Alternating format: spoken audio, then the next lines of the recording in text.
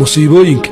iyo dhibaatooyinka nolosha kugu dhacaya haddaad ogaan lahaydeen faa'iidada idin leedahay waad dhunkan lahaydeen buu soo dhaweyn lahaydeen waad weynayn lahaydeen waayo inay qof mas'uul ka dhigto qof majuur ah oo bisil ah oo caqli leh wax ka fiirsado wacyigiisu dhisan yihiin inaad noqoto qof aan arrimaha dhayalsan inaad noqoto qof wax iska hubsada inaad noqoto dhammaantood waxaad ku baranaysaa dhibaatooyinka ku soo maraya haddaad qof ku tiraahdo hadda koob halkaas saara waa kulayl iska daaw biyo kulul ku jiraan waa kulayl iska daaw wax laga yaabaa ka dhigaysa markuu laakiin taabtay inuu boodo si fiican u barto sidaa darteed baa waxaa la yidhaha qofka bini aadamka ahi kuma bislaado wanaagga loo sheegayo kuma bislaado nasteexooyinka la siinayo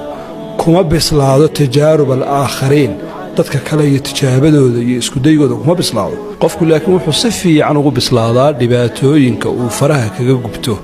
uu soo maro kuwaasaa sameeya inta badan haddaad u fiirsatay nolosha qof guul fiican ka gaadhayna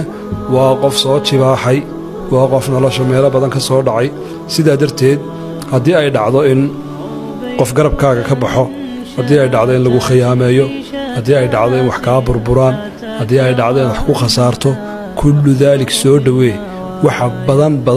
badan ay kuu samaynayaan furaskii opportunityskii hortaada dhigayaan siday qof qaaliya kaaga dhigayaan baciidda ka badan